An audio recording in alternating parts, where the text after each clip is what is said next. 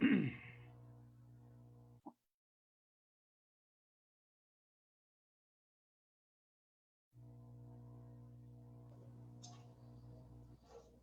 buenas noches a todos los presentes.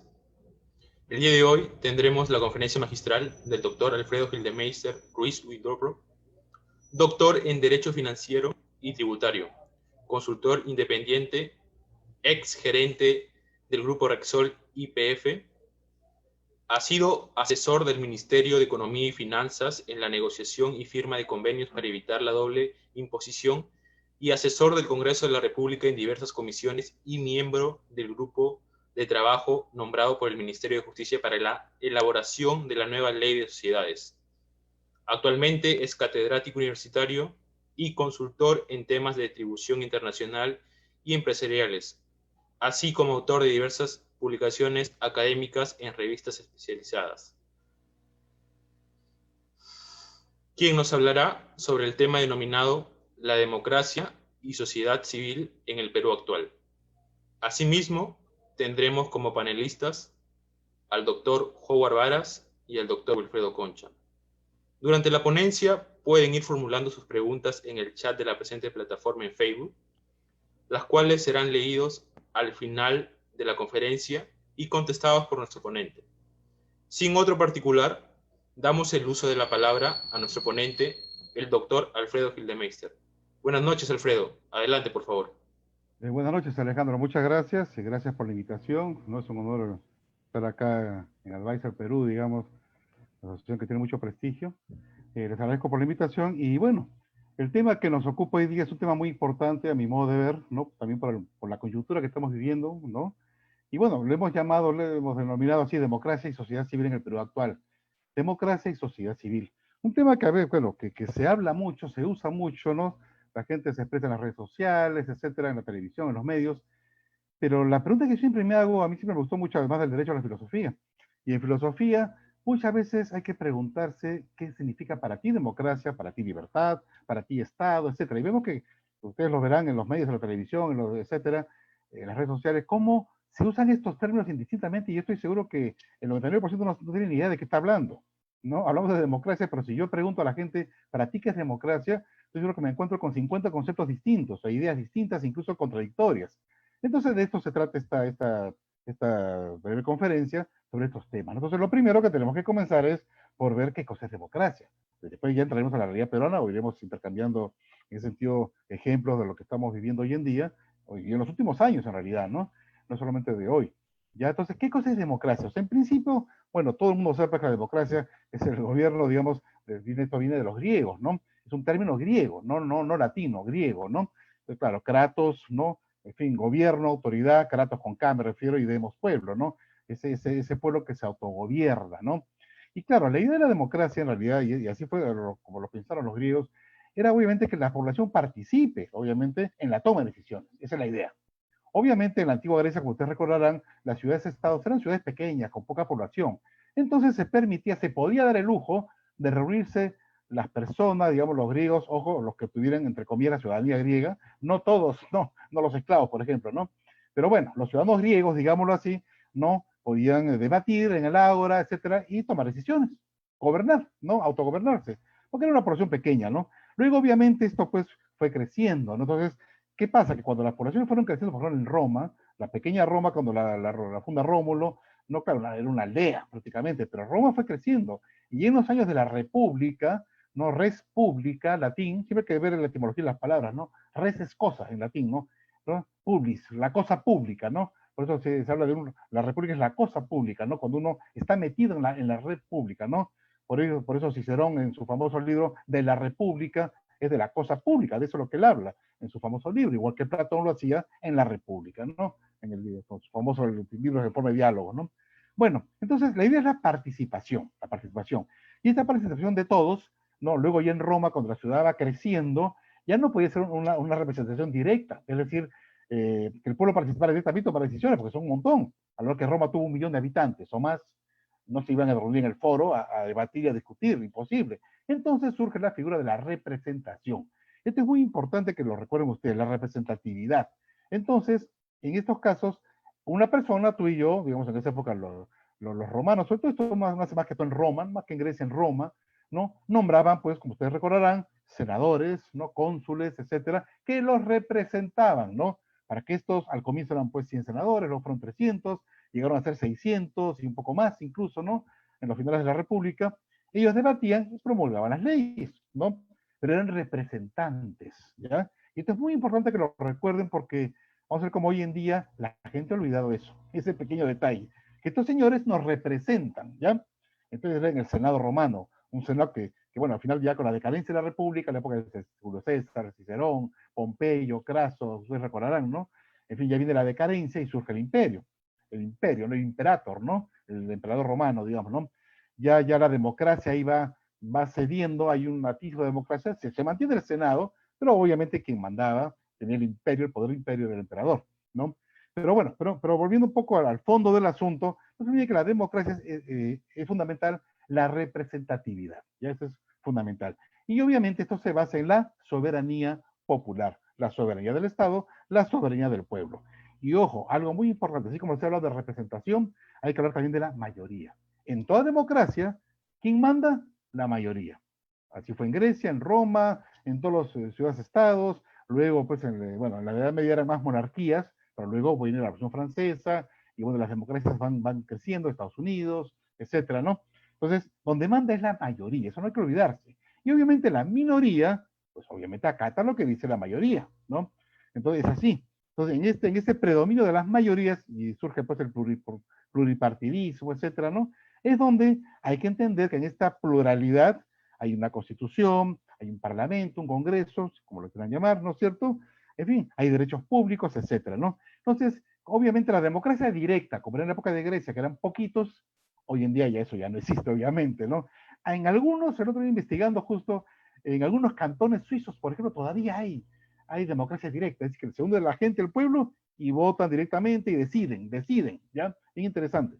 Incluso en algunos municipios, en algunas pequeñas ciudades en el mundo, en algunas municipalidades se reúne en asambleas y los pobladores de esa municipalidad pequeña, bueno, todavía deciden, digamos, ¿no? Ok, bueno, pero eso pues ya es cosa rara. Hoy en día lo que prima es la democracia indirecta, es decir, a través de representantes, no nos olvidemos de eso, ¿ok? Nos representan, ¿ya? Paréntesis. Lo digo porque esto que puede ser muy teórico, piensen hoy en día. Hoy en día, en los últimos años, ¿cuántas veces hemos escuchado? Ese Congreso no me representa, ¿no es cierto? Ese Congreso no me representa. Yo pregunto, perdón, ¿pero quién lo eligió? ¿Se autoeligieron? No. Tú los elegiste con tu voto. Tú los elegiste cuando fuiste a votar. Ah, bueno, es que ya no me gustan, ¿no? Les digo las cosas que uno escucha hoy en día, ¿no? Ya no me gustan, perdón. La democracia no es un plato de rica comida criolla que hoy me gusta y mañana no me gusta.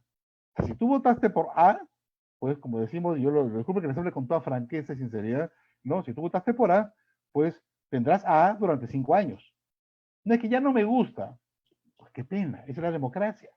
Yo no puedo cambiar, digámoslo así, representantes o presidentes o, en fin, ¿no? O alcaldes, hablo en general de la representatividad, ¿no? O regidores en una municipalidad, como quien cambia pues de pijamas, ¿no? Todas las semanas o todos los días, ¿no? O sea, no es así. La democracia no funciona así. Hay que tenerlo eso claro. Entonces, por eso les digo que la representatividad es importante y la mayoría. No nos olvidemos de eso. La mayoría. Ojo, en una democracia, guste o no guste, la mayoría manda, no la minoría. O sea, bueno, hoy en el Perú estamos viendo una coyuntura muy de verdad folclórica, especialísima, donde una minoría, parece mentira, manda, curiosamente, ¿no? Por varias circunstancias que, en fin, ya podemos conversarlo después. Pero en una democracia manda la mayoría, guste o no guste.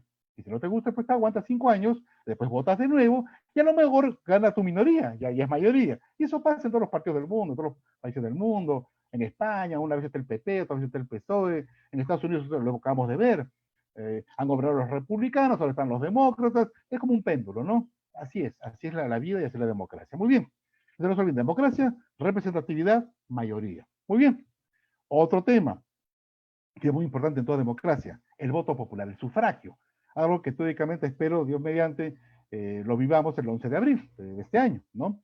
Se supone que hasta ahora, por lo menos, que ese día vamos a sufragar, vamos a votar, ¿no? Es el voto popular. Yo voy a emitir mi voluntad, no se olviden de eso. Esos, yo siempre digo, ¿no? Mi democracia me dura unos, ¿qué será, no? Un minuto, de repente un minuto y medio, ¿qué es lo que yo voto, no? Voy a la mesa, voy mi DNI, me acerco al ánfora, si es electrónico, bueno, aprieto los botoncitos, si no hago, lleno mi cédula y la deposito, ¿no? Es lo que dura la expresión de mi voto. Por eso es que ese voto es muy importante. Y ese voto tiene que ser, hay dos requisitos para ese voto. Uno, que sea libre. A mí no me pueden obligar a votar por alguien, o por un partido, o por un señor, o una señora, o lo que fuere, ¿no? O sea, mi voto es libre y secreto, secreto. Yo voy soltando acá ideas nomás, después las discutimos si quieren. Voto secreto. Por ejemplo, el voto electrónico, secreto, no secreto, se mete un hacker por ahí, un cracker, cuidado, ¿no? Hay un debate con el voto electrónico, por ejemplo, y no solo acá en el Perú, ¿eh? En muchos países del mundo, incluso en Europa, ha sido prohibido, por obvias razones. Pero bueno, eso podemos conversarlo después, ¿no? Entonces, hay que cuidar mucho eso, ¿no? La libertad en el voto y el secreto, ¿no? El voto secreto. Muy bien. Entonces, ese por un lado. Por otro lado, en toda democracia existe un cuerpo fundamental, una ley fundamental, una ley madre, una ley magna, que es la Constitución, que todos conocemos, en todos los países, llámale Constitución, Constitución en Estados Unidos, Carta Magna, en fin, como gusten, ¿no? Pero eso tiene que ser, son reglas importantes, la más importante. La ley más importante en un país democrático es la Constitución. Cosa que a veces no lo entendemos, ¿no? Creemos que la Constitución es una especie de ley que la puedes cambiar cuando quieras, interpretar como te dé la gana y no sé qué. No es así. Hoy, por ejemplo, podemos discutirlo después, hoy día sábado 6 de diciembre, perdón, estoy hablando de febrero, ha sido publicada la ley que elimina la inmunidad parlamentaria para los congresistas. Cuidado, ya conversemos después. Error garrafal, en mi modesta opinión. Estás desprotegiendo al congresista, a ese parlamentario, a ese diputado, a ese senador, si mañana hay bicameralidad, lo que fuera, lo estás dejando descubierto. Cualquiera puede meterle una demanda, una denuncia y lo neutralizaste.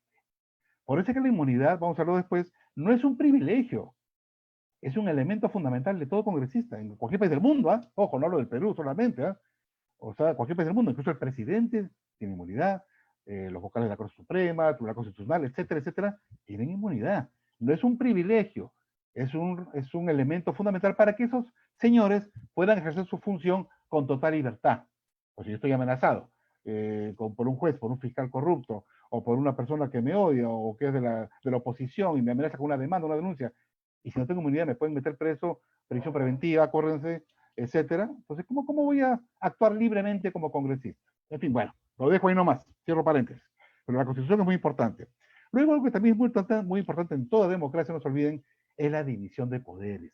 Otro tema también muy importante que en el Perú no se entiende, por eso es que el tema de esta charla es en el Perú actual, ¿no? O sea, la gente no entiende o no conoce, también entiendo, yo comprendo que hay también mucha ignorancia, no todos somos abogados, pero la división de poderes. Y acuérdense ustedes, un poco haciendo historia, que hasta más o menos el siglo XV, XVI, no existía división de poderes, ¿se acuerdan? ¿No? Por lo menos en el mundo moderno. Eran las monarquías absolutas, Felipe II, Carlos V en España, en fin, Luis XIV, Luis XV, Luis XIII en Francia, en fin, no digo nada, pues los Enriques y los Eduardos en Inglaterra, más Enrique VIII, monarquías absolutas, ¿no es cierto? Catalina en Rusia, Pedro el Grande, en fin, los países eran monarquías, ¿no? Entonces, obviamente, el poder, ¿qué es eso? Nada, el poder es divino, manda el rey y se acabó el asunto, ¿no? Bueno, un señor inglés, para variar, porque los británicos en eso siempre han sido muy avesados y han llevado siempre la delantera en muchas cosas hasta el día de hoy, ¿no? Es un señor llamado Locke, se escribe, ¿no? John Locke, en 1655 más o menos, bueno, crea esto de la división de poderes. ¿Por qué? Porque se da cuenta pues que ya esas monarquías absolutas, eso ya no funciona, no funciona, no sirve. Entonces, inventa, si quieren decirlo así, la división de poderes. Y efectivamente, él divide este poder del Estado en tres poderes fundamentales. El poder legislativo, que ojo, desde ya lo digo, es el poder más importante. ¿Por qué es el más importante? ¿Por qué creen ustedes? Porque el poder legislativo es el pueblo, vuelvo a la palabrita, representado, no se olviden de eso. Es el pueblo representado. Por eso, en la majestad de un parlamento, en Inglaterra, en Francia, en Estados Unidos, etc., es el pueblo representado. Yo no puedo, pues, insultar a un parlamentario, violentarlo, etcétera. Es el pueblo representado. Él me representa, te guste o no te guste. Ojo, ojo. Por eso digo, poder legislativo es el poder más importante y así lo vio John Locke. John Locke, esto que inventó John Locke, luego lo perfecciona el famoso Montesquieu, ¿se acuerdan? Con el Montesquieu, luego en el Espíritu de las Leyes, este libro muy famoso, muy conocido, el Espíritu de las Leyes, ahí es muy interesante, si ustedes lo pueden leer, es un libro gordo, la verdad, bien gordito. Montesquieu pues perfecciona lo que creó John Locke, ¿no? Poder legislativo, muy importante. Poder ejecutivo, ejecuta. Ojo, ejecuta. El poder ejecutivo, en nuestro caso, hoy en día modernamente, el presidente de la República, los ministros, ejecutan. ¿Qué cosa ejecutan el poder ejecutivo? El mandato del pueblo. Lo que dice el Congreso, los representantes del pueblo, ¿no? Entonces, ese es el poder ejecutivo, de ahí viene un poco el nombre, y así lo pensó John Locke, ¿no? Obviamente el poder ejecutivo también tiene cierta autonomía, obviamente, ¿no? Para, en fin, proponer proyectos de ley, en fin, cosas ya de todo tipo administrativo, etcétera, ¿no? Pero ese es un poco el tema. Y luego el poder judicial, o sea, la justicia, ¿no? Porque antes el rey administraba justicia, no había un poder judicial. Bueno, John Locke, Montesquieu, etcétera, no perfeccionan este sistema de división de poderes. Entonces, en toda democracia hay división de poderes. ¿Ok? Clarito. ¿Ya? Y además un requisito muy importante final, de toda democracia, en eso estamos, es la adopción y vigencia de principios fundamentales. En toda democracia, como hay una constitución, se respetan, como ustedes conocen, los derechos fundamentales de la persona, las libertades, etcétera, ¿no? Eso es fundamental. Lo que hoy llamamos, digamos, en la jerga derechos humanos, ¿no? Pero, digamos, jurídicamente son los derechos fundamentales, ¿no es cierto? O también para algunos derechos naturales, que están inmanentes en el alma humana. Entonces, eso está en la Constitución, en nuestra Constitución, y ojo, si uno es positivista, como Kelsen, lo fue Kelsen, Hans Kelsen, gran jurista alemán, muy positivista en su manera de ver, él dice que el derecho es la ley escrita. Otra cosa no había, el derecho es la ley escrita. Entonces yo digo, perdón, entonces mañana borro de la Constitución derecho a la vida, entonces ya me pueden matar cuando quieran, ¿no? No es así. El derecho, los principios fundamentales, las reglas fundamentales, las libertades, los derechos fundamentales, no tienen necesariamente que estar escritos. Acuérdense, ¿ya? Es decir, ahora, hoy en día en las constituciones modernas, sí se plasman en las constituciones, en nuestro caso el artículo 2 de la Constitución, están todos los derechos fundamentales de las personas, ¿no? Bestial, ¿no? Pero si me olvida alguno, o mañana surge alguno, como puede pasar y va a pasar y pasa, ¿no? Obviamente eso se plasmará en la Constitución, pero eso no quiere decir que no exista, pues son derechos inmanentes. Acuérdense ustedes, haciendo historia, antes de la Segunda Guerra Mundial, cuando Hitler en 1933 asume la Cancillería elegido por el pueblo, democráticamente Hitler, ¿no? Él comienza pues a aplicar normas de leyes que obviamente vulneran derechos fundamentales. El Reichstag, el Parlamento alemán, también comienza a promulgar leyes válidamente emitidas, pero acuérdense, contra los judíos, contra los latinos, contra los católicos, incluso contra los cristianos, judíos, etcétera, etcétera. Entonces, esas leyes, obviamente, por muy bien promulgadas que estén, no son obligatorias en conciencia. ¿Por qué? Porque obviamente violan derechos fundamentales. Ese fue el tema que se vio, por ejemplo, en el juicio de Nuremberg, después contra los ex generales nazis, ¿no? Donde sin haber legislación, se juzga y se condena a estos genocidas nazis, ¿no? Por lo que habían hecho. Fíjense, sin haber norma positiva, que ese entonces estaría revolcando en su tumba en ese momento, ¿no? Porque si no hay ley, no hay derecho, diría, ¿no? Pero sí hay derecho, pues es el derecho natural, el derecho fundamental. Muy bien, entonces para eso es fundamental la democracia. Muy bien. Ahora, un último punto, ya para antes de terminar, porque no quiero alargarme mucho. Y la pregunta de oro, ¿y cuál es el fin del Estado? ¿Para qué está el Estado? Hemos hablado de democracia, ¿no? La sociedad civil es digamos, gobernada en una democracia, la sociedad civil, por si acaso, somos todos nosotros, todas las personas, ¿no? Los individuos, ¿ya? Las familias, etcétera. Esta es la sociedad civil. Entonces, ¿para qué sirve el Estado? Este Estado democrático, digámoslo así. ¿Y cuál es el fin fundamental del Estado? El más importante, el bien común. El bien común de la sociedad civil es el fin fundamental del Estado, así de simple. ¿Qué cosa es el bien común? Yo sé que todos tienen una idea más o menos, pero hay que definir las cosas. Yo les he dicho, siempre hay que definir las cosas. ¿El bien común qué cosa es? Son simplemente aquellas condiciones mínimas, no se olviden de esto, son aquellas condiciones mínimas que todo Estado en el mundo, tiene que procurar. ¿Procurar qué cosa? Procurar otorgar, ¿no es cierto?, a la sociedad civil, ¿no? ¿Pero para qué? ¿Esto para qué?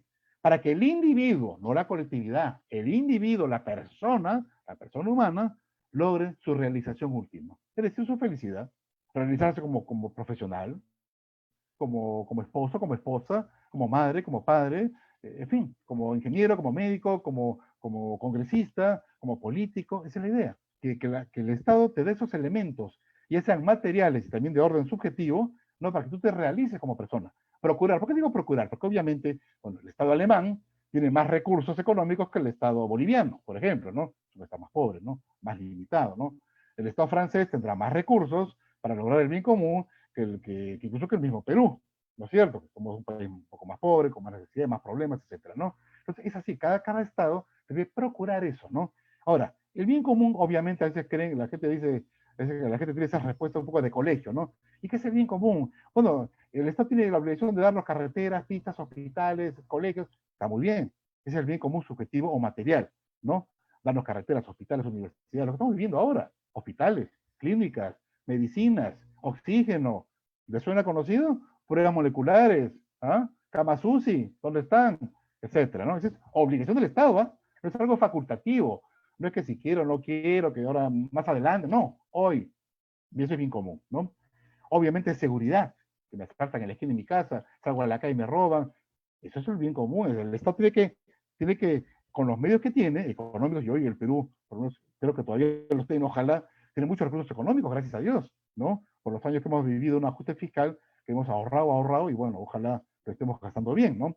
Ese es el bien común objetivo, material, pero también existe el bien común subjetivo, es decir, un Estado tiene que también poner las condiciones mínimas en cuanto a, por ejemplo, las libertades de todo tipo, de circulación, de opinión, de prensa, asociación religiosa, etcétera, y los derechos fundamentales.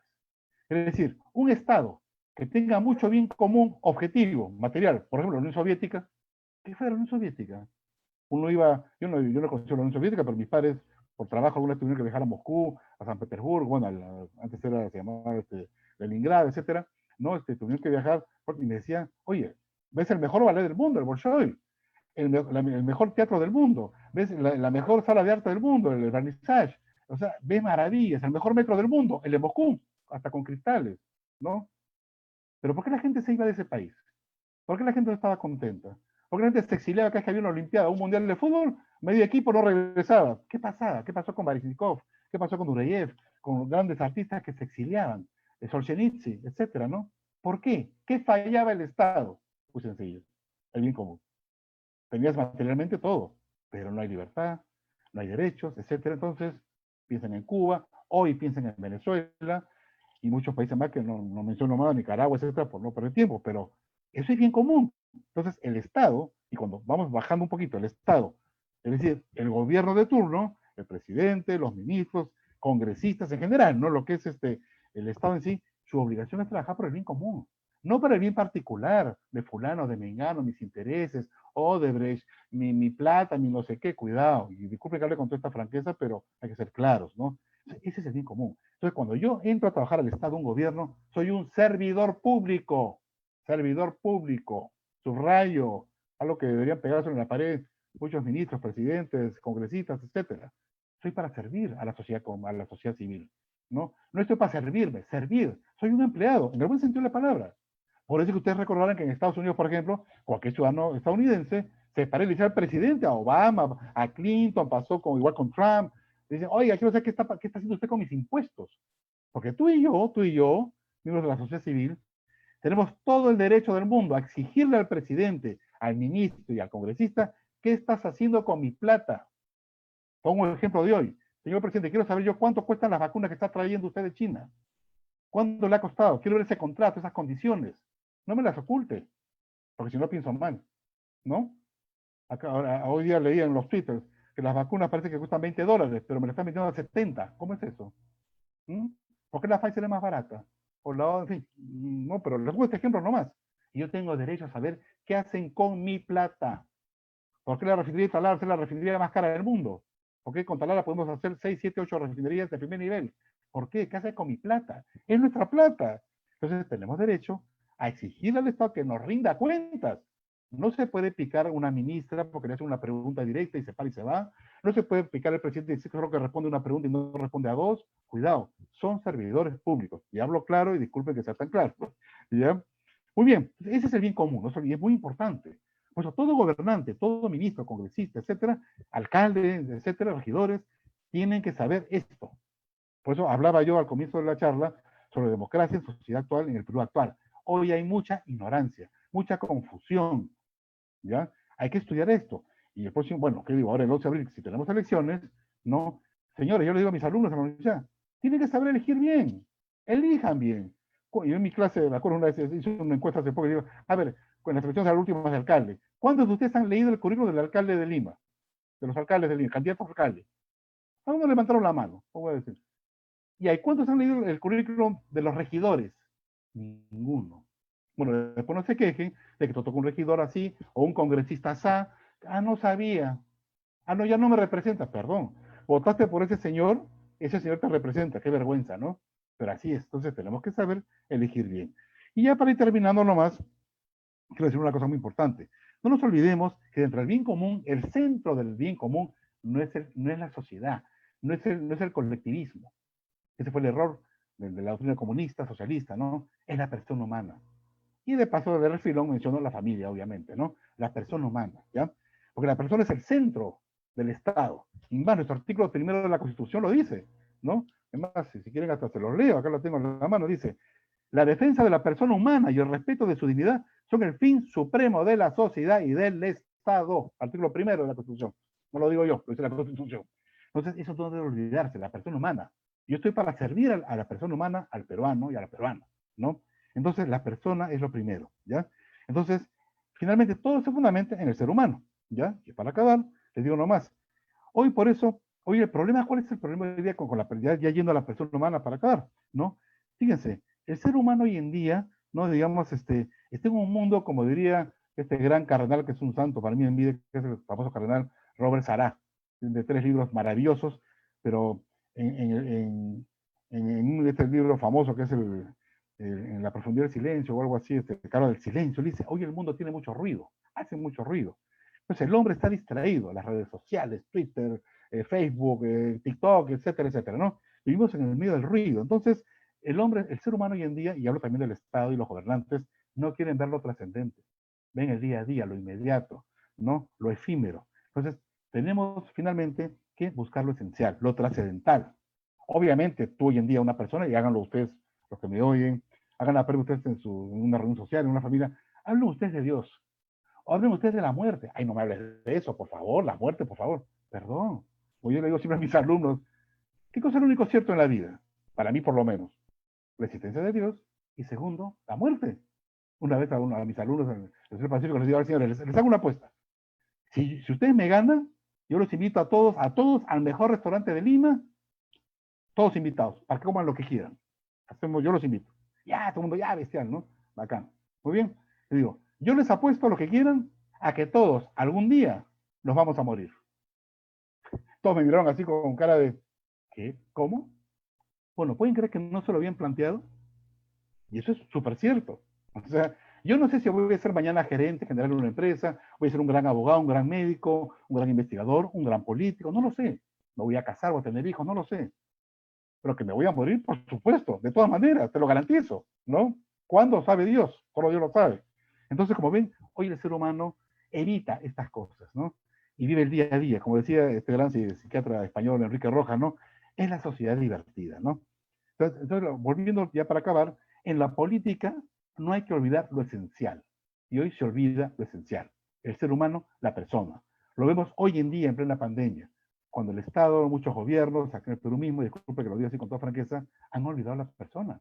Cada día que pasamos sin vacunas, sin pruebas moleculares, sin oxígeno, etcétera, el otro día veía las cifras, ayer veía las cifras, bueno, no sé si ya 200 y pico personas, 300 y pico personas, y va aumentando, ¿eh? Cada día, cada día. Pero cada día que te demores en traerme más pruebas moleculares, más oxígeno, más camas sucias, etcétera, ya sabes lo que cuesta. La persona humana, cuidado, ¿ya? Pero no olvidamos de eso, ¿ya?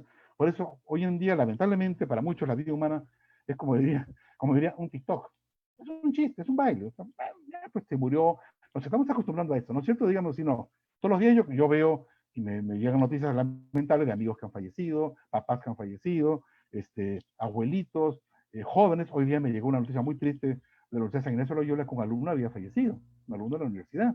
De jóvenes, ojo, no solamente los viejitos, ¿ah? Cuidado. Entonces, están falleciendo de COVID jóvenes, bueno, las marchas, las fiestas de Año Nuevo, las pachangas de todos los fines de semana en las playas, ya no digo más, ¿no? Pero bueno, se las buscan, ¿no? Igual que en España, en Entienden quieren ir a los bares, o le tienen las consecuencias. No quieren ir de juerga, ahí están las consecuencias, ¿no? No los cuidamos. Pero bueno, Ya con esto termino, entonces, no nos olvidemos de estos elementos que les he dicho. En resumidas cuentas, la democracia es representatividad, mandan las mayorías y la minoría que perdió tiene que aceptarlo, no se puede picar, no puede decir que no vale, no lo reconozco, no quiero, hago marchas, no a fulano, no a mengano, no. La democracia es eso. Y si no te gusta la democracia, bueno, puedes irte pues a Cuba, puedes irte a China comunista, puedes irte a Venezuela. Hay hermosos lugares que te ofrecen otras alternativas. Pero, bueno, ya puesto a cabo, hay que ser coherentes. Seamos coherentes con lo que creemos, con nuestros principios. Somos demócratas, bacán. Estas son las reglas de la democracia. Lo que les he dicho en esta charla, estas son las reglas más fundamentales de toda democracia. Que no me gusta, hermano, respeto lo que dices. Entonces, hay otras escuelas, hay otras doctrinas socioeconómicas. Tienes el socialismo científico, el marxista, el científico, tienes el anarquismo, en fin, tienes muchas escuelas económicas, social políticas muy respetables, yo no estoy de acuerdo con muchas, pero ahí están. ¿No? Yo soy democrático, creo en una economía social de mercado, ¿no? El principio de subsidiariedad, el bien común, y eso es lo que yo creo, ¿no? Pero esa es la democracia. Entonces, en resumidas cuentas, creo que en el Perú hoy todos tenemos la obligación de leer un poquito, informarnos mejor de lo que es democracia, de lo que es Estado, los poderes del Estado, la función de cada poder del Estado. Como les decía antes, yo no puedo decir, pues, el Congreso no me gusta, sí me gusta, ahora lo cambio, mañana no me gusta, mañana cambio de presidente como quien cambia, en fin, camisas, ¿no? Una vez escribí un artículo que hablaba de ministros wash and wear. ¿Cuántos ministros del Interior hemos cambiado hasta ahora? Tenemos un récord mundial, creo, ¿no? Presidentes no digo nada, hasta el Papa Francisco dijo, oigan, ¿qué pasa en este país? Que cambian de presidentes como camisas, todos son corruptos, ¿qué está pasando? El Papa Francisco, qué vergüenza. Pero bueno, en fin, entonces no nos olvidemos de eso. Esos son los elementos más importantes de toda la democracia, ¿ya? Representatividad, manda a las mayorías, poderes del Estado y siempre el bien común. No se olviden de eso. Los gobernantes no deberían nunca olvidar o repasar lo que es el bien común y que finalmente siempre tú gobiernas para quién? Para la persona humana, para el individuo, para la sociedad civil. ¿Ok? Bueno, esto nomás, no quiero alargarme más. Más bien estoy a su disposición para cualquier pregunta, comentario, lo que guste. ¿Ok? Muchas gracias por su paciencia. Nada más. Muchas gracias por la ponencia, doctor Alfredo. A continuación, damos el uso de la palabra a nuestros panelistas. En primer lugar, al doctor Howard Varas. Adelante, Howard. Gracias, Alejandro. Gracias también al doctor Alfredo Gildemeister por su extraordinaria exposición. Realmente es muy ilustrativa, sobre todo en estos tiempos en el Perú actual, ¿no? Que es muy, considero yo, pertinente discutir, conversar sobre estos temas, porque ¿quién más que nosotros mismos para interpretar y poder construir nuestra propia democracia y consolidarla, ¿no? En el mejor de los casos. Doctor Gildemeister, estaba reflexionando un poco mientras escuchaba su ponencia y recordaba algunas definiciones sobre democracia, como por ejemplo, Rousseau, autor de El contrato social, ¿no? Decía que, de manera metafórica, que la democracia es un sistema de gobierno diseñado para los dioses. Ello, ¿no? De forma muy irónica también, claro. Porque en teoría parecería un sistema de gobierno perfecto, ¿no? Y el gran escritor argentino, Jorge Luis Borges, al respecto, señalaba que la democracia es un espejismo de la estadística. Una definición muy, muy especial, muy sui generis. En ese sentido, doctor Gildemeister, yo quería preguntarle, ¿usted considera que nuestra democracia, la democracia del Perú actual, presenta riesgos, digamos, relevantes en el Perú actual? Ok. No, gracias por tu pregunta, Howard. Mira, bueno, yo te repreguntaría si quieres en 2 segundos, ¿a qué tipo de riesgo te refieres? Nada más eso. Yo quería una precisión. Sí, respecto de la estabilidad política, la estabilidad económica, sobre todo teniendo en cuenta lo que ha venido ocurriendo en los últimos años, ¿no? Ok. Sí, ya te entendí, Howard. Perfecto, gracias. Mira, si yo te diría, mira, antes que nada una cosa general. Justo tú que has hablado has citado a Rousseau, por ejemplo, yo siempre he dicho desde hace unos años ya que hoy en día en el mundo, no solo en el Perú, en el mundo, y lo hemos visto recientemente lo que pasó en Estados Unidos, en Europa, bueno, Los sistemas democráticos parlamentarios, presidencialistas, en fin, los sistemas democráticos ya no están funcionando al 100%. No sé cómo te diría, no sé si me hago entender. Es decir, lo que Montesquieu, Rousseau, los enciclopedistas, John Locke, etcétera, ¿no? Diderot, etcétera, pensaron e idearon para esa época, 1789, 90, 95, en fin, claro, vino Napoleón luego y borró todo, ¿no? Pero bueno, por lo menos en ese momento, ¿no? Y fíjate los ingleses, ¿ah? Algo de los ingleses, sobre todo los británicos, más que los franceses, fueron los inventores de esto. Pero esto es como si yo ahorita te dijera, Howard, te regalo ahorita un BMW maravilloso, el último modelo, bacán. Tú dices, caramba, un motor excelente, bacán. Pero de aquí a 20, 25, 30 años, cuando ya saqué, Alfredo, mira, la verdad, te agradezco por el BMW, pero ya no me funciona. Ya tengo que repararlo todos los meses, me sale carísimo, ya falla, me queda plantado, no sé qué, te das cuenta. Bueno, eso es lo que yo creo que está pasando hoy a nivel mundial, digo, con las democracias. O sea, yo siempre decía, así un plan broma y un plan en serio. Necesitamos a gritos hoy, siglo XXI, un nuevo John Locke, un nuevo Rousseau, un nuevo Montesquieu, que planifique para el siglo XXI, XXII y XXIII, ¿te das cuenta? Porque el sistema de 1789 ya no da. Ten en cuenta, mira, te pongo un ejemplo. No voy a entrar en la discusión porque yo sé que es muy largo, pero esta discusión de la bicameralidad. La Cámara de Senadores y Diputados como era antes en el Perú, ¿no? Y yo lo he vivido, ¿no? Tú lo recordarás. El otro día me decía, bueno, pero no hay problema, mira, ponemos a 90 diputados y a 30 senadores, se acabó el asunto. Perdón, lo que les dije en la charla, representatividad. A ver, los que son buenos en matemáticas, regla 3 simple, ¿eh? Si en 1980 teníamos 60 senadores y 180 diputados para una población que es la mitad de hoy en día, para unos 15 millones, 16 millones de habitantes, pregunta X, ¿cuántos representantes tenemos que tener hoy para 32 millones de habitantes? Saca tu cuenta. Entonces, hoy tendríamos que tener por lo menos 360 diputados y por lo menos 120 senadores. Así de crudo. No, que mucha plata, que vamos a gastar. Perdón, yo sé que mucha plata, claro que lo sé. Pero la representatividad.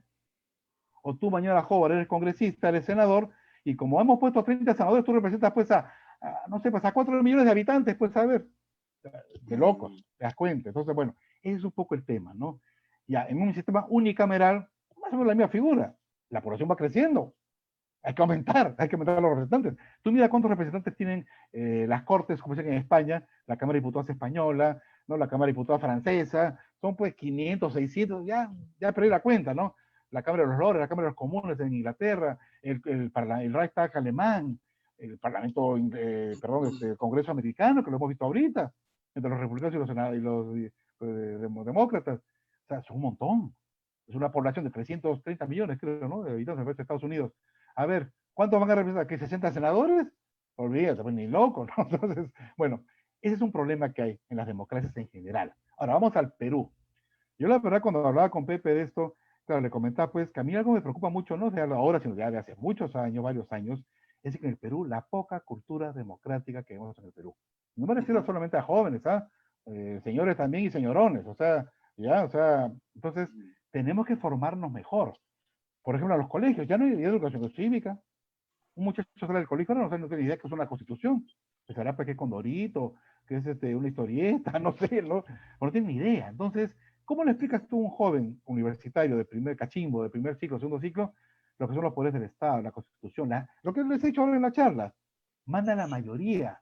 Hoy, ojo, y lo voy a decir depende de una bestialidad, pero hoy hay mucha intolerancia. La gente no le gusta lo que dijo la mayoría, ¿te has dado cuenta? No voy a entrar en temas más concretos políticos, pero dicen ustedes los ganadores, las mayorías en las últimas elecciones, hay gente que no le gusta. Hoy en día, por X circunstancias, ya casi de estrambóticas, por no decir otra palabra, ¿no? Hemos llegado a que nos gobiernen un gobierno casi comunista, con filiación marxista. Y en el Congreso manda a la mesa directiva una señora, con todo respeto, comunista, a la cual nadie eligió, nadie. Entonces, ojo, estas son preguntas para el debate, ¿eh? ¿Qué representatividad nos tiene ese Congreso actual hoy, nuestro Congreso actual? Y no digo nada del presidente actual, con todo respeto. Porque de acuerdo a la Constitución, lo digo abiertamente, el señor Merino, era el que le correspondía ser presidente. Que a uno no les gustó, que no sé qué, fueron manipulados, lo que tú quieras. Es otro tema ya, la marcha famosa de noviembre. Pero constitucionalmente es eso. Entonces, hay gente que no le gusta pues la Constitución. Ah, la cambiamos, como quien cambia pues de camisa, ¿no? Y van a ver ustedes, a ver, yo quiero ver quién va a ser el valiente que quiere ser congresista ahora, que se han volado la inmunidad.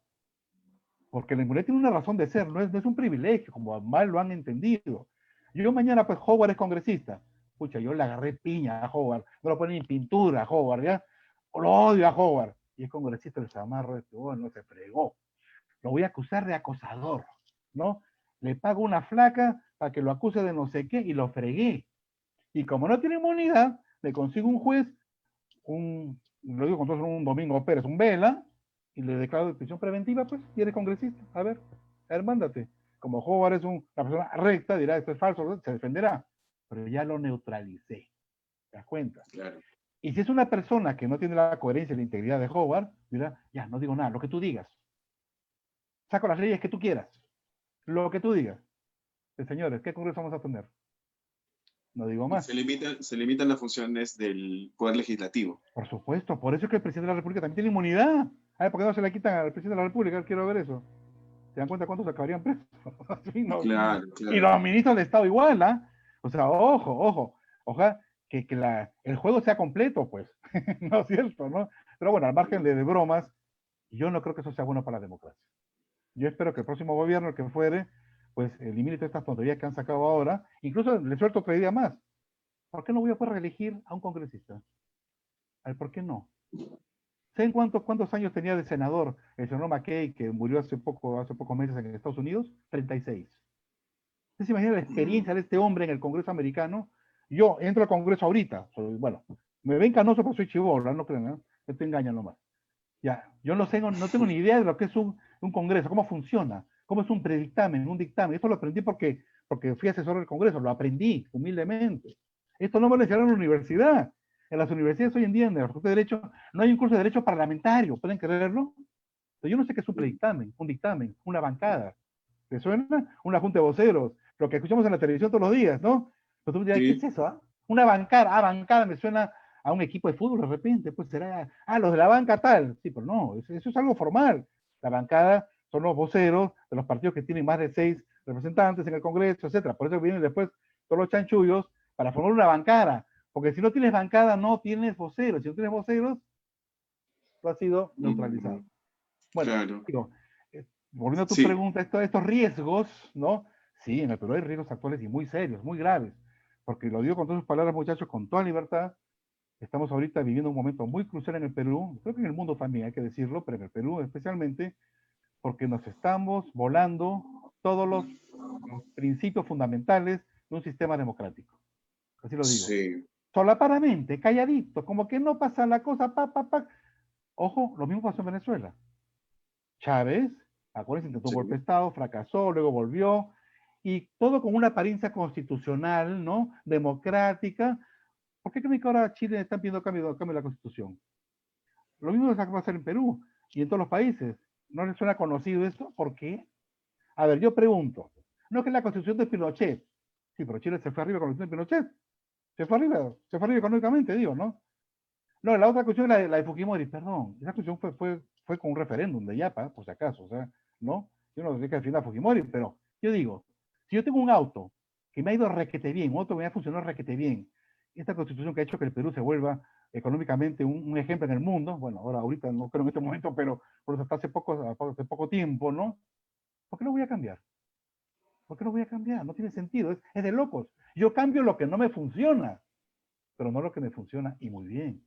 Entonces, bueno, habría más ejemplos que poner, pero yo sí coincido contigo, joven, en que sí hay fisuras muy serias que ahora no nos damos cuenta, pero cuando estemos de repente como ahora, que salgas a la calle y venga alguien y te diga, no señor, usted como no ha respetado esto, lo encerramos en un centro de retención temporal.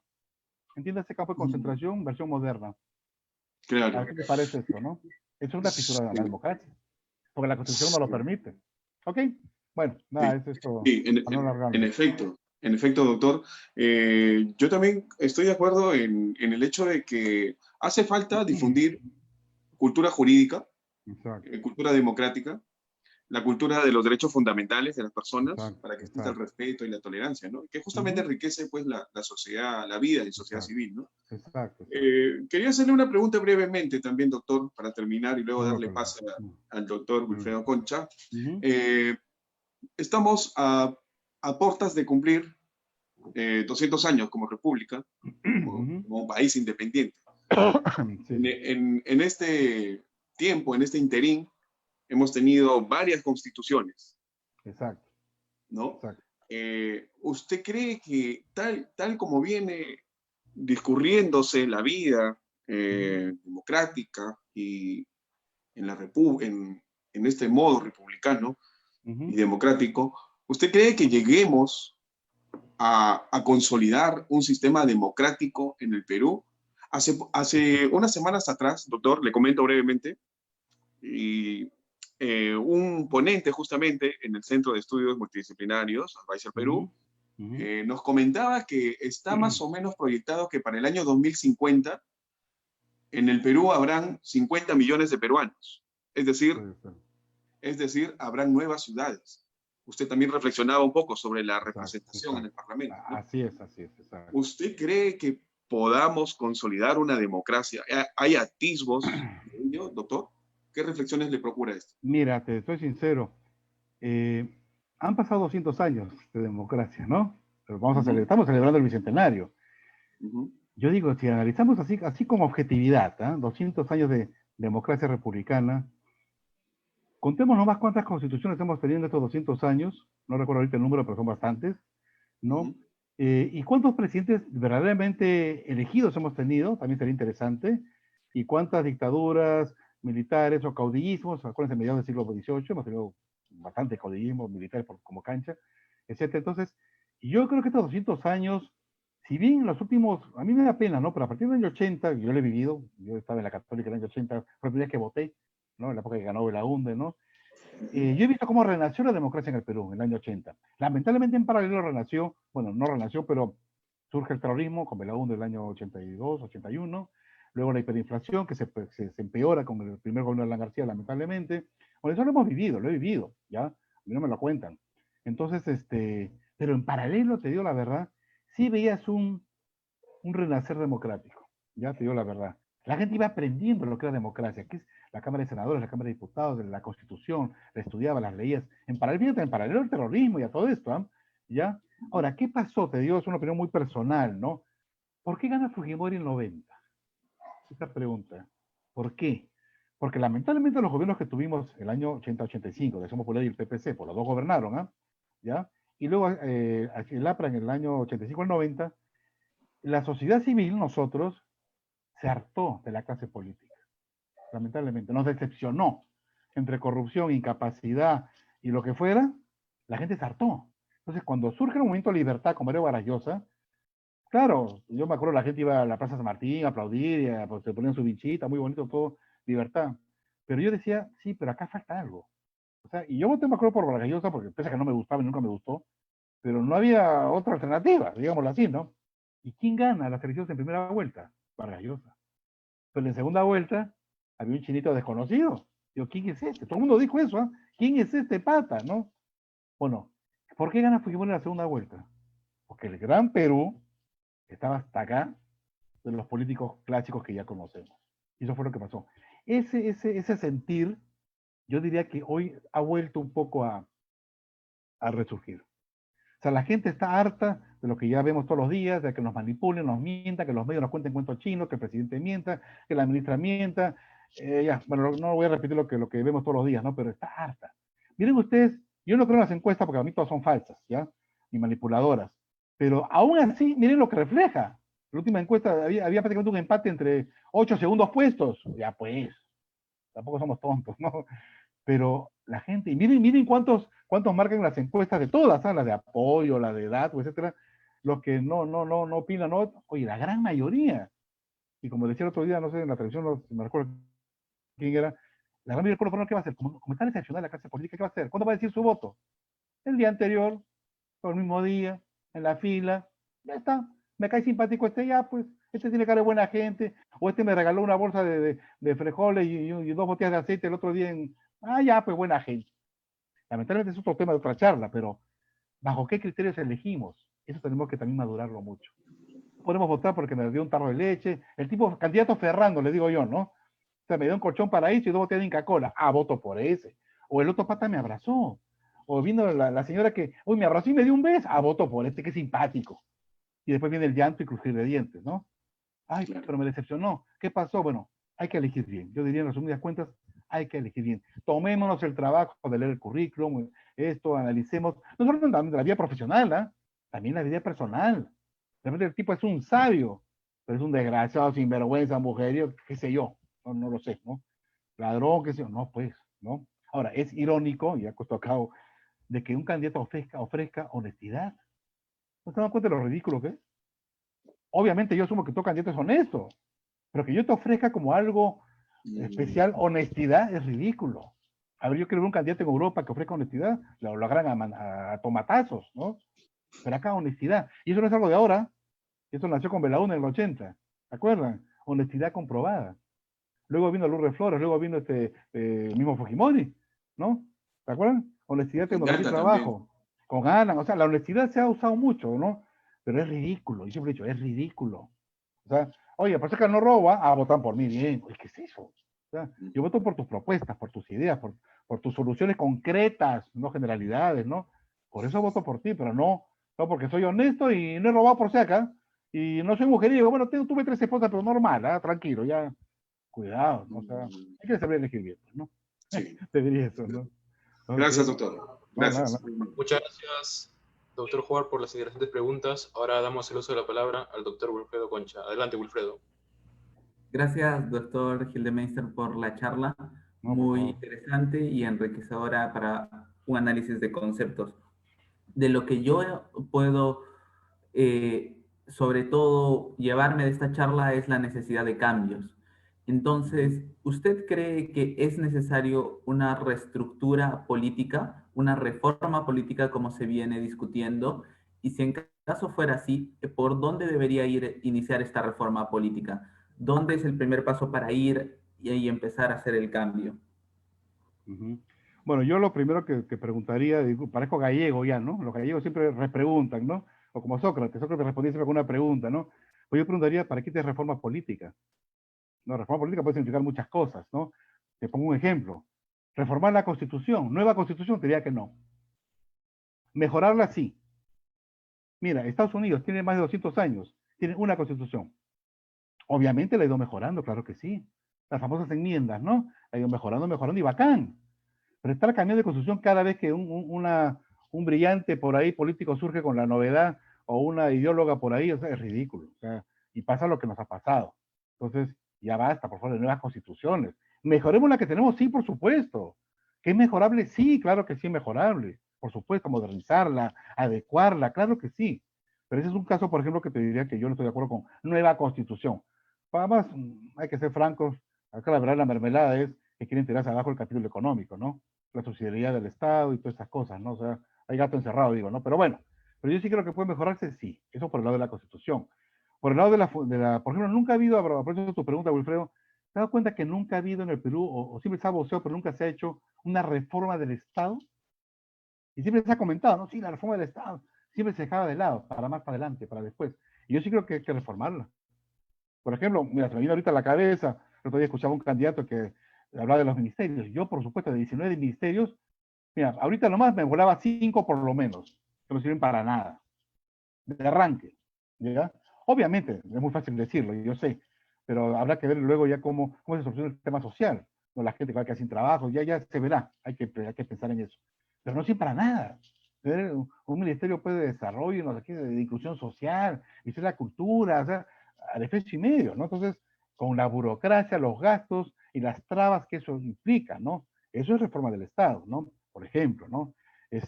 Descentralizar más el país, por supuesto, hay que hacerlo, ¿no? Hay que hacerlo. Y poner las regiones, acuérdense de todo el tema de las regiones fueron creadas por Toledo el año, creo que 2004, en agosto de 2004, al caballazo entre gallos y medianoche, así fue. Y miren ustedes los resultados que ha tenido. Yo no sé de cuántos presidentes regionales me recuerdo ahorita que están presos o detenidos por robo, ¿no? Entonces, no ha funcionado. No digo que no haya que descentralizar, hay que descentralizar, Pues yo creo que el Perú, por lo menos en el 2004, no estaba todavía preparado para una descentralización como la que se pensó. Hay un defecto que creo que tenemos en el Perú muy, muy serio, que es que creemos que las leyes lo solucionan todo. Y no es así. O sea, tenemos leyes buenísimas, ¿sabes? De lo que quieras. Pero no, el problema no son las leyes. Creo que lo dije al final de la charla. El problema es el ser humano. O sea, si no formamos bien al peruano desde niño, con educación cívica, con valores, con principios, etcétera, no ganamos nada. Entonces yo creo que la gran revolución, en el buen sentido, está en educación. Está en educación. Esa es la verdadera reforma. Entonces, si educamos bien desde niñitos, desde el nido, desde el chiquito, luego el colegio, etcétera, van a ver los grandes jóvenes que tendremos y las grandes personas que tendremos el mañana en la política. Así de simple. Es la persona humana. Tenemos que volver a centrarnos en la persona humana. Pero tenemos que reformar eso. El tema educativo, que es fundamental. Ahora, lamentablemente, con el tema de la pandemia y el COVID, yo creo que la educación se va a ver muy afectada. Yo no sé cómo van a llegar esos cachimbos a la universidad este año si no han tenido quinta media, prácticamente, ¿no? Con las clases online, que no es que sean la maravilla tampoco, ¿no? Pero bueno, ¿no? O no digo nada en el nido, los pequeños, los niños de nido, ¿qué formación han podido tener, ¿no? Van a llegar a primaria o en media, en la secundaria. Caray, no aprendí álgebra este año, la verdad que me costó online. ¿Cómo voy a hacer geometría? ¿O cómo voy a hacer luego trigonometría? Si no sé álgebra, no sé factorizar, no sé productos notables, no sé sacar una raíz cuadrada, ¿qué hago? Me fregué, ¿no? Bueno, hay muchos temas, Wilfredo, de reforma que sí hay que hacer definitivamente. Yo estoy de acuerdo contigo en el sentido de que hay, como diría, bueno, ya que está de moda Vallejo por nuestro presidente, hermanos, hay mucho por hacer todavía, ¿no? Hay mucho por hacer. En buena hora, eso motiva. Eso es que hablo por lo positivo. Eso es algo motivador. Hay mucho por hacer, eso es bueno. ¿Ok? Muchas gracias, doctor. De nada. Bueno, agradecer nuevamente. Ahora pasamos a las preguntas del público. Claro, cómo no. Cristo 13 pregunta, ¿de qué manera la ciudadanía podría exigir o controlar al legislativo? ¿Y de qué manera puede alcanzarse un legislativo de calidad? Uh-huh, uh-huh. Muy buenas preguntas, gracias por las preguntas. Muy buenas. Bueno, de calidad yo te diría lo que comenté en la charla, ¿no? Elegir bien.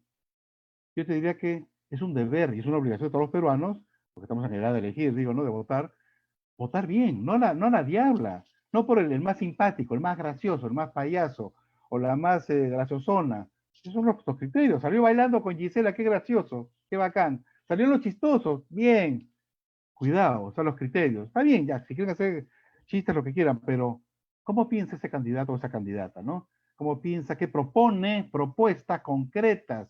No me hables, pues, de yo con mi gobierno la pobreza bajará. ¿Cómo? Ah? Dime cómo. Ideas concretas, soluciones concretas, prácticas. Hay que ser muy prácticos en esto, no seamos tan teóricos, ¿no? Entonces, elegir bien. Démonos el trabajo, yo sé que es pesado. Démonos el trabajo de si quiero votar, digo, por el señor tal o la señora tal, lee su currículum, sus propuestas, su vida personal. A ver, ¿esta señora ha trabajado alguna vez en alguna empresa, ha gerenciado una empresa? No, todavía vivió en una ONG que no sé qué. Entonces, si nunca tomó decisiones, nunca ha gerenciado una empresa, nunca ha tenido que tomar esto y esto y estas decisiones, ¿cómo va a administrar un país, un Estado? Yo siempre al Estado lo comparo con una empresa privada.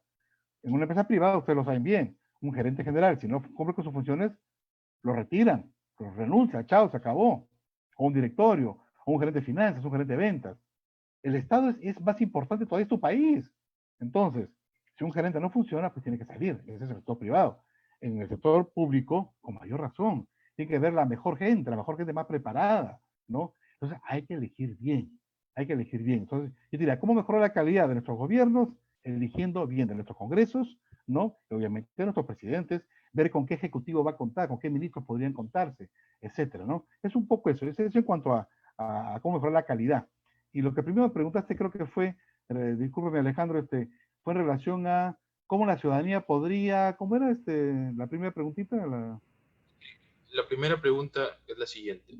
¿Cómo la ¿De qué ciudadanía? manera la ciudadanía podría exigir o controlar al legislativo? Ya. Bueno, en realidad, bueno, la ciudadanía obviamente de nosotros depende a quién elegimos. Por ese lado, tenemos la sartén por el mango todavía, ¿no? Pero una vez que lo hemos elegido y que se forma ese congreso, en este caso unicameral, todavía en el Perú, ¿no es cierto? Ya el congreso baila con su pañuelo. Ya comienzan por eso hay que elegir bien, a ver qué partidos elegimos, qué personas elegimos, ¿no? Entonces, ya el congreso comienza a funcionar. Ahora, ¿cómo ante un congreso que no funciona, que no hace leyes, o corrupto de repente, o no lo sé, incapaz, inepto, lo que fuere, claro, la ciudadanía, ¿cómo puede reaccionar? Bueno, hay muchas formas, ¿no? De quejarnos, digamos, de esto, ¿no? Bueno, si hubiera una buena encuesta, unas buenas estadísticas, eso sale, eso aflora, ¿no? Estamos en una democracia, claro, alguien me dirá, ¿y la figura, por ejemplo, de la revocación? Sí, pero yo no puedo revocar, pues, congresistas así como quien saca, ¿no? De la noche a la mañana, congresistas como cajón, no, no. Acá lo que tenemos que hacer es, yo digo, lamentablemente, saber elegir bien. Por eso es que cuando tú eliges un congreso, lo elegiste por 5 años, no por 6 meses, 2 meses, 5 años, 5 meses o 2 años, o hasta que me aburra, pues. Ojo, por eso yo que sugeriría, como pasa en otros países, que eso debería hacerse en el Perú. Ahí sí, por ejemplo, reformar la Constitución, no una nueva Constitución, reformarla, y que como se hace en Estados Unidos, en Francia, en Inglaterra, en muchos países, por ejemplo, cada 2 años, elecciones legislativas. Entonces se renueva, ¿qué cosa? Un tercio del Congreso, no todo, una tercera parte. Así es en Estados Unidos, en Francia, en muchos países, ¿no? Entonces se eligen solo a legisladores. Porque yo entiendo que hoy la fotografía del 11 de abril ya no va a ser la misma que el 15 de agosto de 2022, ¿no? Ya puede haber cambiado la fotografía del país, de los representantes. Entonces, para eso es que en otros países, cada 2 o 3 años, depende, ¿no? Se, se eligen legisladores, se renueva el legislativo, ya sea en una tercera parte, en la mitad, depende de cada país, ¿no? Pero es una sugerencia que yo sí creo que es buena, sería buena. Y así de paso, los congresistas tampoco se confían que, bueno, bacán, tengo 5 años para ganar mi sueldo, me la paso pipa y ya está. Así también los obligas a trabajar. Pero, y además yo diría también, y reelegiría a los que sí funcionaron. Acuérdense que la reelección es un derecho mío. O sea, no es un tema del congresista, es yo tengo derecho a reelegir. ¿Por qué no voy a tener derecho a reelegir? Si ha funcionado, ha sido un buen congresista, un buen diputado, un buen senador, ha sacado buenas leyes, sabe, tiene experiencia. ¿Por qué lo voy a sacar? Miren ustedes ahorita, un congreso nuevo no tiene ni idea de están parados. No tienen ni idea de cómo se hace una ley, opinan unas barrabasadas, pero impresionantes. No voy a entrar en detalle, pero escuchen nomás ustedes a veces lo que opinan los congresistas. Los proyectos de ley que están sacando son una vergüenza, ¿verdad? Les digo, una vergüenza. ¿Verdad? La cosa es que a veces no salen en los medios porque los medios ya saben cómo son acá en el Perú, pero son unos proyectos de ley que son de vergüenza, de verdad. Entonces hay que elegir bien, hay que elegir bien. ¿Ok? Sí, ahora pasamos a la siguiente pregunta. José Guillermo Justiniani pregunta: ¿cuál sería el procedimiento para explicar al Estado cómo usan nuestro dinero, como en el caso de la compra de las vacunas? Mira, yo te diría, lo ideal sería, y muy buena tu pregunta y muy actual, que el mismo Congreso fiscaliza al Ejecutivo. Acuérdate que el Congreso principalmente su función es crear leyes. Pues se llama legislativo, legislar, ¿no? Pero eso también lo pensó Montesquieu y John Locke, como les decían antes, ¿no? Es decir, acá hay un equilibrio, uno fiscaliza al otro. Es decir, el pueblo representado fiscaliza al gobernante, a los gobernantes. Entonces, en este caso, un Congreso de verdad que fiscaliza, ¿no? Tiene que pedirle al Congreso, por eso es que las interpelaciones no es algo malo. Yo, por ejemplo, ahorita, ¿qué haría yo si fuera presidente del Congreso o un partido mayoritario? Señores, llamo al presidente del Consejo, a la presidenta del Consejo de Ministros, la señora Bermúdez, que venga al Congreso a explicarme y a que nos entregue y haga público los contratos de compras de las vacunas. Yo quiero saber en qué condiciones se ha comprado esa vacuna china o esa vacuna de Pfizer, quiero ver el contrato y los precios. ¿Mm? Ya, eso es función fiscalizadora. Eso es lo que tendría que hacer el Congreso. Que si no lo hace, por vaya, ese es otro tema. Por eso es que se ha elegido un Congreso que es un mamarracho, pues, lamentablemente. Salvo honrosas excepciones, ¿no? Pero tiene que fiscalizar, pues. Para eso se ha elegido. No para que calienten el curul o se sienten ahí a tomar el sol, no. Para que fiscalicen y hagan leyes, ¿no? Esa es la mejor manera de fiscalizar al Ejecutivo. O no quedarse callada la boca. No hacerse los locos, mirar para el techo, no. Hay que interpelar, en el buen sentido, ¿no? Interpelar, acuérdense, no es acusar ni condenar, ¿eh? Es simplemente llamar a un ministro. Oiga, señora Macetti, explíquele bien cómo es esto. ¿Eh? Ok, si lo he hecho bien, bien, señora Macetti, la felicito, puede retirarse. Y está. Salió hasta con gloria, salió hasta premiada, ¿se dan cuenta? Pues es que la interpelación es una cosa buena. Un ministro se puede lucir, Ya, un presidente del Consejo de Ministros, cualquier ministro. Eso es lo que hay que hacer. A ver, que lo haga el Congreso, ojalá, ¿no? Es lo que te diría. ¿Okay? Ahora, Aneli Lazo Trujillo comenta: gracias, doctor, por su gran aporte en el tema de la democracia. ¿qué opinión tiene sobre la meritocracia impulsada por servir? ¿Cree usted que una correcta aplicación de la meritocracia persigue el desarrollo integral del servidor público? Bueno, obviamente, y así debería ser, los mejores deberían gobernar.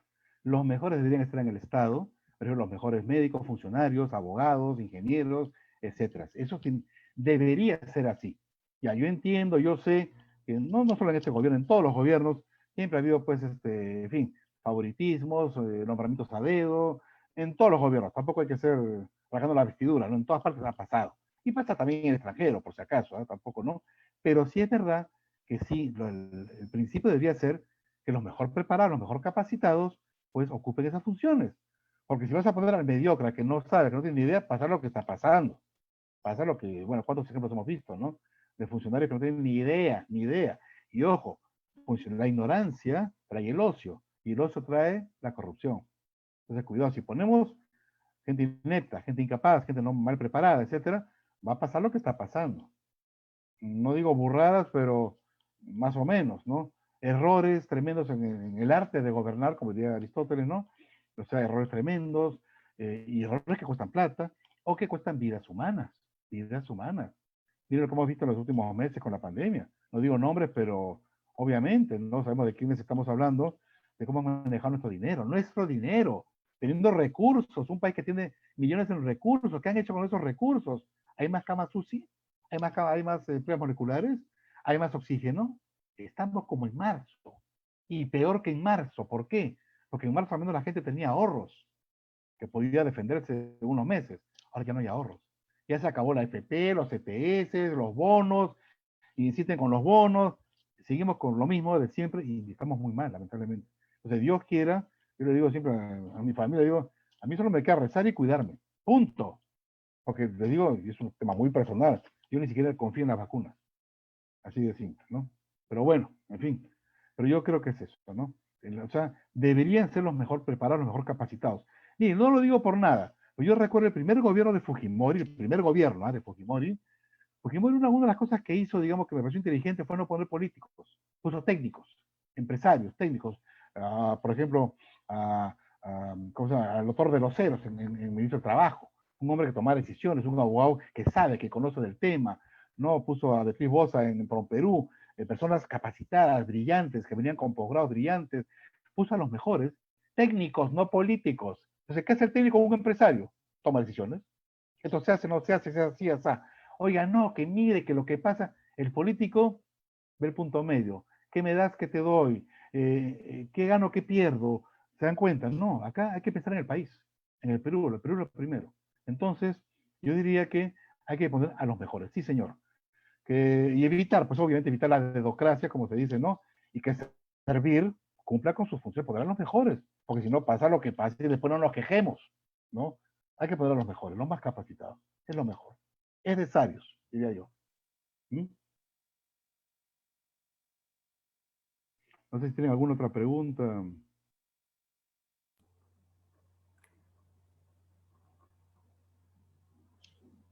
Sí, doctor. Ujú. Alejandro se está reconectando. Ya, ok, no hay problema. Estoy ya no a las preguntas que gusten, con confianza. O si quieren comentar algo también, encantado, ¿no?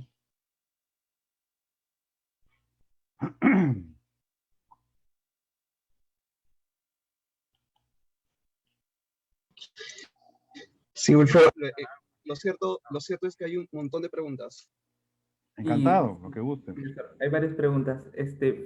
Raúl Felipe Brice, excelente ponencia, doctor. Gracias por su tiempo. La pregunta es, ¿podemos decir también que existe un concepto distorsionado de la democracia, sobre todo en el común de la gente? ¿Cuál es el deber de la población en ese caso? Ujú. Sí, muy buena pregunta y bueno, y ahí te diría así un poco medio en broma, medio en serio. La democracia es lo que les he explicado. Esa es la democracia en todos los países del mundo, no solo en el Perú. Así debería ser, y es. Pero hay personas que quieren una democracia buffet. Yo digo democracia buffet. Me gusta esto, esto no. Esto sí, esto tal vez y esto quizás no. Las democracias son muy sencillas. Representatividad, manda la mayoría, ¿no? Pero hay gente que no le gusta que mande la mayoría, pues. Oye, pero esa es la democracia, como les decía antes, ¿no? Si no te gusta la democracia, bueno, yo respeto tu opinión, la respeto de verdad, pero si no te gusta, pues vete a vivir a otro país donde no haya democracia, si es lo que te gusta, donde haya un gobierno más autoritario, una dictadura, donde no haya parlamentos, lo que guste, ¿no? Con confianza, ¿no? Pero la democracia es eso. Entonces, yo sí creo que hay personas que o no tienen idea de lo que es democracia, o tienen una idea distorsionada o deformada de lo que creen que es democracia, ¿no? La democracia es, creo que lo hemos visto en los últimos años. Miren, y les digo con toda confianza y con nombres y apellidos. Yo me acuerdo que desde que ganó las elecciones el señor Kuczynski, por ejemplo, PPK, ¿no? Yo me di cuenta que el hombre no tenía ni idea de lo que era democracia. Cuando se acuerdan ustedes cuando él es presidente elegido, asume el cargo y comienza a exigirle al Congreso que le den facultades delegadas, ¿se acuerdan? Error que repitió igual Vizcarra, ¿no? ¿Se acuerdan? O sea, exigía al Congreso de la República, a los representantes del pueblo, que le den facultades delegadas. Un momentito. Las facultades delegadas, que no digo que sea algo malo, es algo muy bueno, son medidas excepcionales. Excepcionales. ¿Por qué excepcionales? Porque excepcionalmente el Congreso, el pueblo, deja de legislar y le da esas facultades al Ejecutivo, o sea, al rey. Hemos vuelto a 1414 no, con Luis XV. O sea, volvemos a eso. O sea, el Ejecutivo manda, gobierna, hace leyes por un plazo determinado y por un tema concreto. Muy bien. Hay casos que ameritan, sí, hay casos que ameritan. Pero no puede ser lo común. No puede ser que un presidente recién electo ya pide facultades delegadas. Oye, hermano, entonces, ¿para qué te han elegido? Para gobernar, pues gobierna. Pues si necesitas que el Congreso te dé facultades delegadas, entonces no entiendo, ¿no? Bueno, ese error lo repitió también Vizcarra varias veces, y al final que hemos tenido los últimos 2 o 3 años un gobierno que prácticamente nos ha gobernado con decretos de urgencia, ojo, decretos legislativos, con facultades delegadas, etcétera, ¿no? Entonces, se dan cuenta. Entonces tenemos este problema, ¿no? Porque no han entendido, no han tenido claro cuál es la función de gobernar, ¿no? Y en este caso la facultad legal, lo pongo como ejemplo, ¿no? Pero es un poco eso, ¿no? Ya, para no extenderme mucho. Es un ejemplo, ¿no? No sé si tienen alguna otra pregunta. Doctor, la siguiente pregunta es de Mari Luz Leguía Ramírez. Ujú. Se agradece la charla, que permite visualizar nuestra poca educación sobre la ciudadanía. Su pregunta es, ¿cómo podemos incentivar una política democrática entre los jóvenes? Hay pocas escuelas de líderes que se enseñen los valores, la educación cívica. ¿Qué proyecto se podría realizar? Gracias. No, gracias por la pregunta. Mira, obviamente la formación de esto no puede quedar solamente en las universidades y en las facultades de Derecho. Obviamente, además está establecido con una facultad de Derecho, esto tiene que enseñártelo de todas maneras. Hay cursos de llama la teoría del Estado, llama de derecho constitucional, ciencia política. Por ejemplo, yo enseñé ciencia política el año pasado, un curso en la Universidad de Loyola, y me encantó, ¿no? Y bueno, había mucho debate, muy bonito el curso, ¿no? Pues salen muchos temas, como ahora, ¿no? Entonces, las universidades de todas maneras, pero yo creo que estos temas no deberían solamente quedar limitados a los abogados o los estudiantes de derecho, sino desde los colegios, yo te diría incluso, casi te diría que de quinto, cuarto, quinto de primaria, y ya enseñar a los niños la Constitución en el sentido de tus derechos fundamentales, las libertades, un poquito qué es el Poder Ejecutivo, el Legislativo, el Judicial, en secundaria, por supuesto. Antes habían cursos de educación cívica, ahora creo que los han quitado, pero yo cuando estaba en el colegio tenía educación cívica, y por lo menos te enterabas en qué consiste, pues, el Parlamento, etc. Lo que pasa es que yo hice la secundaria, graciosamente, durante el gobierno militar. Eran los años de Morales Bermúdez, ¿no? Bueno, Velázquez y Morales Bermúdez, ¿no? Hasta el 77, que salí del colegio, acabé el colegio. Entonces, claro, no me van a enseñar en el colegio qué es la Constitución o qué es el Poder Legislativo cuando había una dictadura. Sería cómico, ¿no? Pero bueno, pero en el colegio había educación cívica. Entonces, desde el colegio te diría formar a los niños, a los jóvenes en secundaria, y discutir estos temas de debate, son bonitos, ¿no? Desde secundaria, luego a las universidades, no solamente a los de Derecho, o los de Ciencia Política, o los de Estudios Internacionales, también crear un curso obligatorio desde el primer año, como estudios generales, que sea de educación cívica, llámale teoría del Estado, llámale educación democrática, de repente si quieres llamarlo así, como guste. Yo diría que por ahí. Y aparte, ustedes, sobre todo me lo dijo acá a los jóvenes, un poco lo que estamos haciendo acá en Adviser Perú, formar de repente tertulias, grupos, no círculos, etcétera, donde en una casa, no tiene que ser pues en una universidad, pero de repente en una casa, invitar amigos y discutir un tema, plantear un tema, discutir un tema, formarnos. invitar a una persona, no sé, un catedrático, a un abogado, a un especialista en los temas, que explique esto y se discuta, pero por lo menos ya vas aprendiendo. Eso hay que fomentarlo mucho. Y creo que es una de las cosas, una de las tantas cosas buenas que hace Advice Perú, por ejemplo, ¿no? Yo diría que por ahí, formar. Hay que formarlos. ¿Sí? Eso es lo más. Así es, doctor. Bueno, ahora damos el uso de la palabra.